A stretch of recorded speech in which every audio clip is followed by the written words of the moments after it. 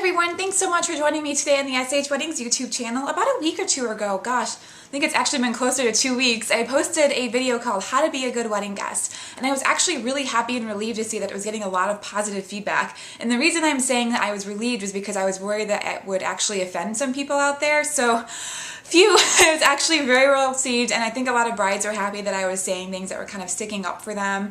And I think just a lot of people were finding that information pretty valuable, and I was getting a lot of reposts and stuff like that. So I was really excited to see that it did well. And then when I posted that on Facebook, I actually received a comment from a friend of mine that I went to college with who got married, gosh, I think it was like 4 or 5, maybe even 6 years ago. I can't remember.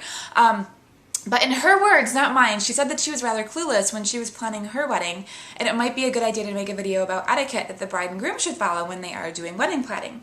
So I actually went ahead and compiled a list of kind of like do's and don'ts for planning a wedding, things that brides and grooms should keep in mind. And I am kind of a stickler for etiquette, but at the same time I'm not. I do think that it's a good idea for brides and grooms to kind of step back during the wedding planning process and make sure that they are taking everyone's feelings into consideration, including, family members, wedding party members, guests, comfort, things like that. But also at the same time, trying to find a nice balance between making everyone else happy and making themselves happy, because it really is their day. And I know that a lot of people are like, oh, I hate when people say it's their wedding day or it's my wedding day. But at the same time, it's like, well, there wouldn't be a wedding if there weren't two people getting married, so technically it is their day. So anyway, I did compile quite a long list. So I'm going to go ahead and just jump right into it. So if you are interested in hearing my do's and don'ts for wedding planning, stay tuned. Okay, let's get started with number 1.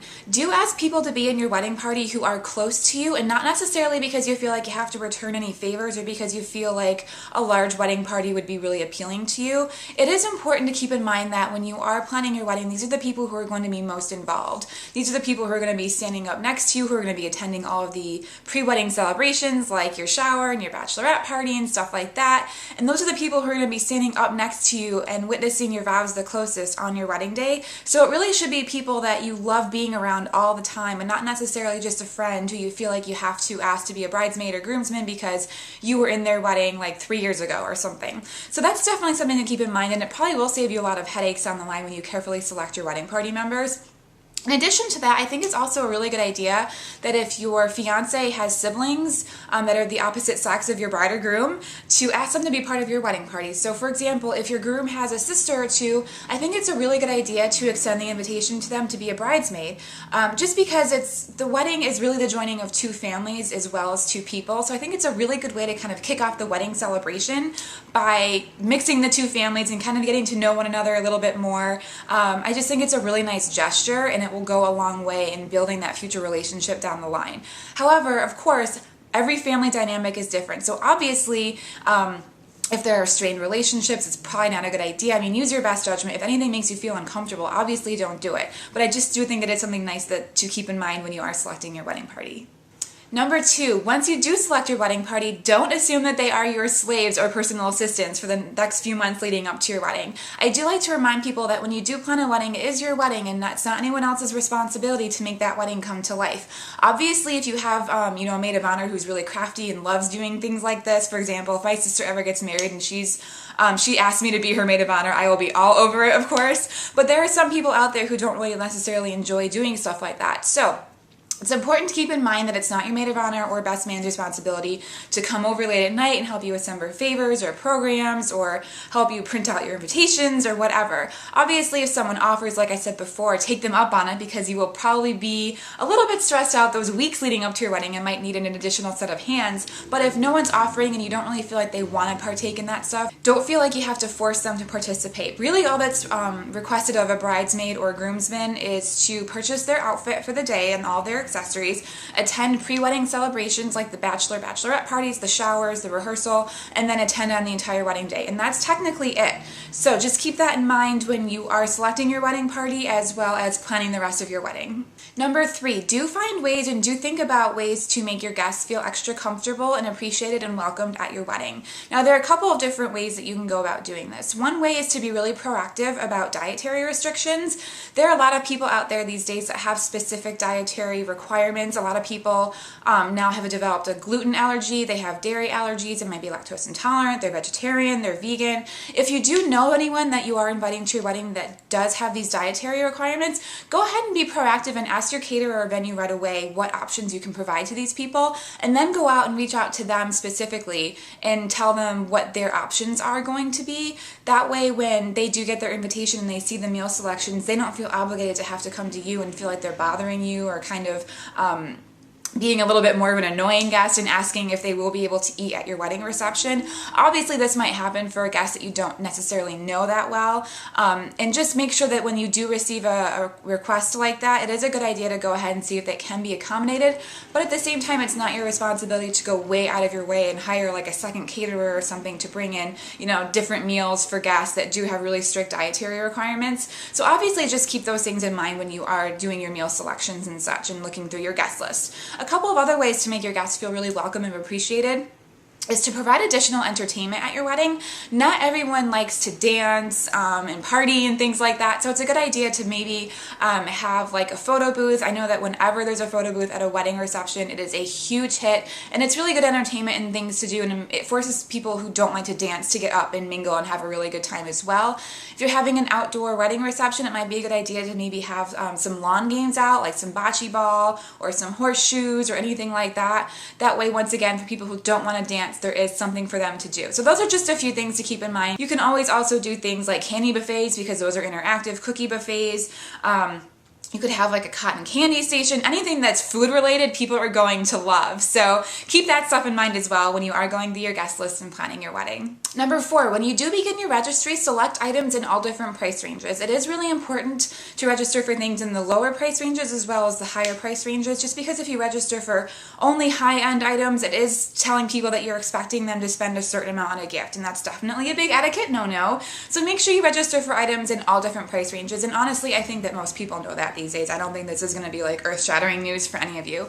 But also keep in mind the stores that you register at. Obviously, you should be registering at stores that fit your personal taste and style, but try to make sure that you register at least one store that's easily accessible for most people, like a chain like Pottery Barn or Macy's or Target or Bed Bath & Beyond, and those are really the staples anyway. And also keep an eye out for items that are online only. I know that these days it's so easy to open a registry online and just start adding stuff, but obviously some of those things might not be available in the store. So make sure that you have a decent amount of items that are available in the store, because shipping costs can add up, especially for heavier items. So if a guest does purchase something for you, they're going to have to pay for shipping costs as well, and that might not fit into their budget. So just make sure you make it easy for them to actually go into the store and pick up something for you as well. Number 5, be on time for your guests. In my How to Be a Good Wedding Guest video, I said that you should be on time for the bride and groom if you are a guest, and the bride and groom should return the favor and always be on time for their guests as well. So always budget enough time for hair and makeup. These things have a tendency to fall a little bit behind. Just make sure you budget like an extra 15-20 minutes. That way you have a buffer if you are running a little bit late. And then make sure you budget enough time after your ceremony for family photos, wedding party photos, and bride and groom photos. Obviously, you'll be doing this after your ceremony if you choose not to do a first look. I highly recommend doing a first look because I think it does keep everything on schedule a little bit more nicely than it does if you don't see each other before the ceremony. I do have a whole video about that though, and I will link it below if you are interested in hearing what I have to say about that. But just be realistic for photos that you can have after your ceremony if you're not seeing each other beforehand, and make sure that you will end on time.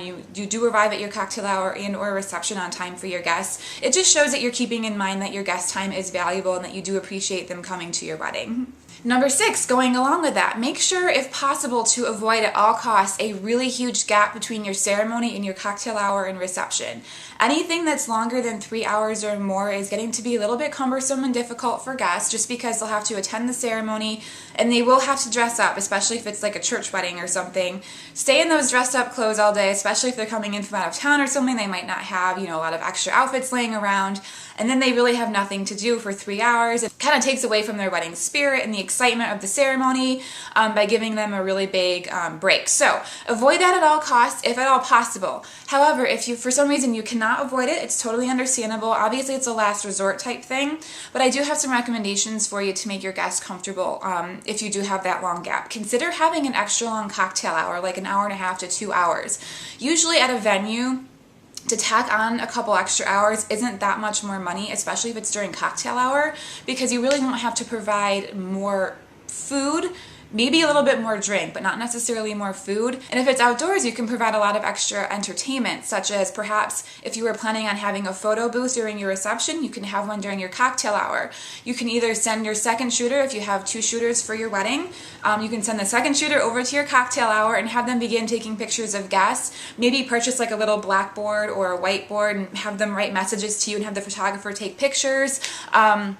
Have, like, again, those games, those yard games set up if you're having an outdoor ceremony.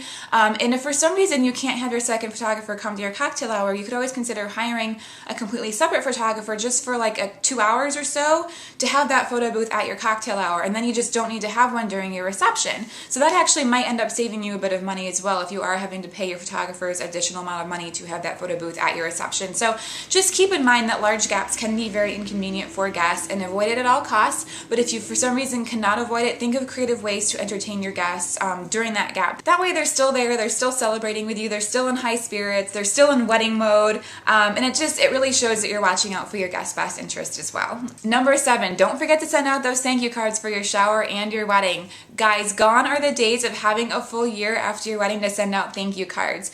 These days, for showers, it's generally accepted for 1 to 2 months after your shower. 3 months is pushing it, but I think still acceptable to send out thank you cards after your shower, and then 3 months for your wedding as well. I think it's a little bit longer for your wedding though. There's a little bit more leeway because people know that you are going on a honeymoon. Then you have to come back and open all of your gifts if you haven't yet, go through who got you what, make sure that you have a detailed list so you don't mess up your thank you cards, address them, get them out, and after the wedding, people generally understand that it's, you know, you're really just relieved to have it all done. So you're probably going to be a little bit slower at that process. But I think 3 months is definitely a good goal to keep in mind, just because guests might start wondering if their card or check or gift got lost in the mail, or if it got lost at the wedding reception, or it was stolen, or whatever. It's just nice to get that out there. Make sure that you know that your guests were properly thanked for coming to your wedding as well as giving you a gift. Number 8, if lots of travel will be required for the majority of your guest list, do give out information as quickly as possible and as soon as possible to all of your guests. This is why I think a save the date is really beneficial for most people, just because if a lot of people will have to travel, they will have to make arrangements way far in advance. They will have to hire childcare. If for some reason children are not invited, they'll have to arrange for airfare or car rentals, hotel rooms, they'll have to take off for work, things like that. It's just really good to get that information out as quickly as possible, because the earlier you send it out, the more chance that guest will be able to make it, and it will just make everyone happier and just keep everyone a little bit more organized. Now, you don't necessarily have to send out a fancy save the date through the mail. You can always just send out an email to everyone saying, hey, this is when we're getting married. We'd really like for you to save the date. These are the hotel rooms that we're thinking about blocking off. This is what's available in the area. Go ahead and make those travel arrangements now if possible. So it's just another really good way to keep your guests organized, in the loop, and feeling appreciated. Number 8, get your wedding party gifts that they will actually like. I actually have an entire video about this, and I will link it below, and there I won't get too much into detail because you can just reference that video if you are interested in hearing more. But it is important that you give your wedding party gifts that are very thoughtful and meaningful, and that really express your gratitude for being in their wedding. Just because it is very time consuming, it is also it's also a really big financial investment for them to be a part of your wedding. After they purchase their outfit, their shoes, their accessories, hair and makeup, travel arrangements, hotel rooms, things like that, it can really add up. So it's really just nice to get them a nice, meaningful gift that they will actually enjoy and use. So just keep that in mind when you are purchasing your wedding gifts as well. Number 10, going along with that as well, do give options for your bridesmaids as far as what to wear on the wedding day. And I say bridesmaids because when it comes to groomsmen, they're pretty relaxed on what they're going to wear. They don't really care. There are so many variations to a suit or a tux anyway. I mean, if you want their input on what color tie to wear, by all means, try to get it from them. But I think this really more pertains to bridesmaids. Give them options for their dress. I think that this is really common these days. Like I said, this is not, this is not earth-shattering news by any means, so most people are doing this anyway. Pick out a color, let them pick any dress style they want in that color. Mix and match colors if you really feel adventurous. I know that a lot of brides are doing that these days. Or if you want them to wear specific styles, maybe narrow it down to like 2 or 3 and then have each girl pick which style she wants to wear that makes her feel comfortable. Just because if she doesn't like the dress, it's going to show in pictures. She's not going to look as happy and as radiant as she would if she were comfortable. And I just think that it's just as important for your bridesmaids to feel beautiful on the wedding day as it is for the bride. So I think that's just really important to keep in mind as well.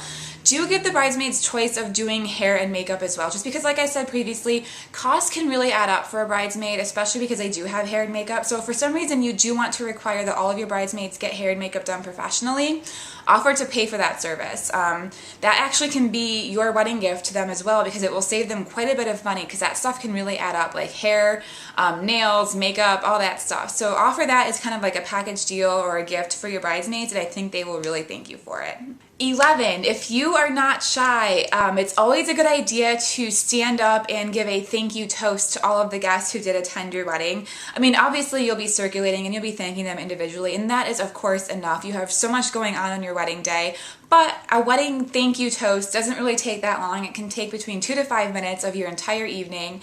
And giving a toast and asking everyone to raise their glasses to themselves just as a thank you for coming, I think is a really good kind of way to kick off the event, or to kind of make sure that your guests know that you really appreciate them coming. Thank specific guests that have traveled very, very far to get to your wedding, perhaps internationally. Thank guests just for taking time out of their Saturday to spend with you, and that you greatly appreciate it, and that their presence at your wedding is probably the best gift of all that they can give you. Number 12, treat your vendors well. And I honestly debated putting this in this video because I didn't want you to think that I was coming from a selfish place. Obviously, I'm a wedding vendor. I'm actually saying this because as I talk to other vendors and circulate and network, I've heard horror stories about brides and grooms treating their vendors horribly. I don't think I've been in the business long enough to have that happen to me. I've never had a client treat me bad. So I'm not saying this from personal experience. I'm saying this from just stories that I've heard.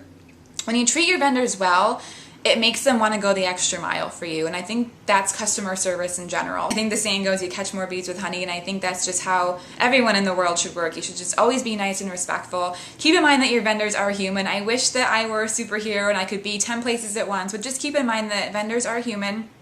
If they make a mistake, don't go off on them. Just remember that we're doing our best to work with you and that we're juggling lots and lots of clients during wedding season. Also, be sure to pay your vendors on time. I don't necessarily have a problem with this, but when other vendors aren't paid on time, they contact the wedding planner or coordinator, and it just kind of makes things a little bit more difficult in the process for everyone. It's easier for you guys to keep track of everything. I always suggest that if you have access to a Gmail account, if you do have a Gmail account, use the Google Calendar. Set up automatic reminders for all of your payments. As soon as you get all of your contracts, put them in your Google Calendar. Give yourself 10 business days notice, and that way, as soon as that pop-up comes up, you can write a check, send it out, and then you won't have to worry about any late payments, because if you do have late payments, you could also run into fees. And then if you're really late on payment, that could really interrupt service with a vendor and cause a lot of problems on the wedding day. Also keep in mind that you do need to feed your reception vendors. I have a whole video on that as well, and I will link that below if you're looking for more information. But overall, it's just a good idea to keep in mind that you should treat your vendors well, and they will go the extra mile for you. So I think that's just really important to keep in mind as well. 13, invite significant others. I know that it's kind of tricky with the whole +1, if I should invite a +1 or if I should give that guest a +1. I'm going to kind of go over that with you now, and hopefully this will be really helpful. Obviously, you always invite married couples together. You never split up married couples. That's just a big etiquette faux pas, so never do that. If there is a person that is in a serious relationship, that significant other should also be invited.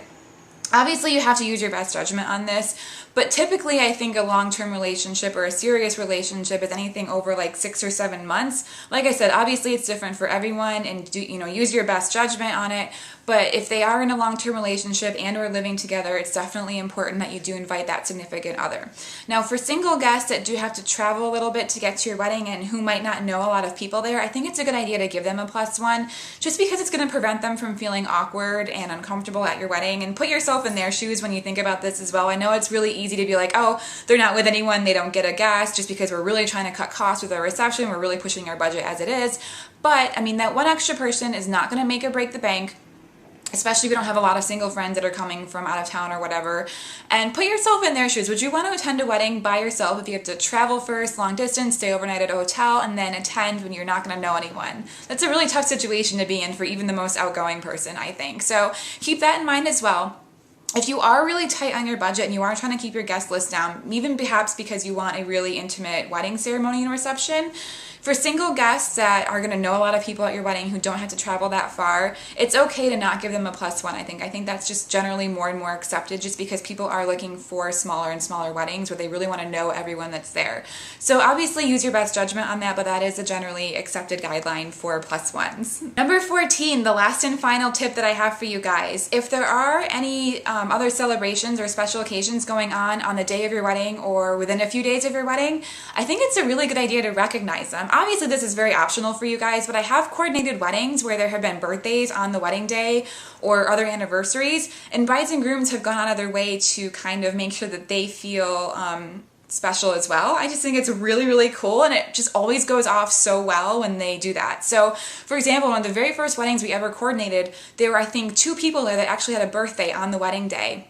And as a surprise for those 2 people, they dimmed the lights in the room as dessert was being served, and they brought out little tiny birthday cupcakes, and they had everyone sing happy birthday to those guests. And I just thought it was really cool. Everyone loved it. It really made for good photo opportunities, and it just kind of created one of those memories that people remember always at weddings. If you have a couple there that's celebrating an anniversary, I think it's totally appropriate to celebrate that. Maybe ask them up to the dance floor to do a special dance together, and then kind of have everyone join in who's married, kind of like an anniversary dance. If you are really close to the couple and you happen to know the first dance song that they danced to at their own wedding, see if you can get that on your playlist from your DJ band or iPod and ask them to dance to it and kind of honor them. I mean, what better way to celebrate a marriage at a wedding than having someone who's been married for a while celebrating the anniversary. I just think it's so great to do that if possible. So anywho, those are all of my tips for you guys. Like I said, these are just guidelines, and every wedding is different, every couple is different, and every family is different. So obviously you have to use your best judgment when you are planning your wedding. But I think it's always a good idea because there are so many details involved when you're planning your wedding. It's really easy to kind of get overwhelmed and just get too caught up in the details. Always look at the bigger picture. Always make sure that other people's feelings are being considered, and that your guest comfort is being taken into consideration, and your wedding will be a complete and total success. If you guys have any comments or questions or suggestions, leave them below and I will be happy to receive them and look them over and answer them. But if not, I hope that you're having a great week so far, and I will see you back here soon. Thank you so much for watching. Bye.